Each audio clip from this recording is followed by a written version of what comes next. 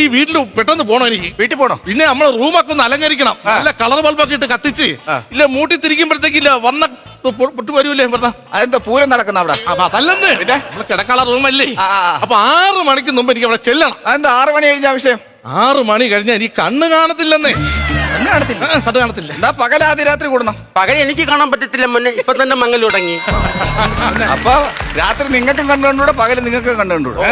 പിന്നെ നിങ്ങൾ എന്തിനാണ് ഈ കല്യാണം കഴിച്ചത്? അണ്ണന് വെള്ളം ചൂടാക്കി കൊടുക്കാൻ വേണ്ടിട്ട്. കുറുപ്പേ, ഇതിനെക്കാട്ടി 350 രൂപ ഒരു കെറ്റിൽ മേടിച്ചാ പോലെ. വെറുതെ കല്യാണം കഴിച്ച് സമയം കളഞ്ഞു. അല്ലല്ലോ, നമുക്ക് ജീവിതം വേണ്ടേ?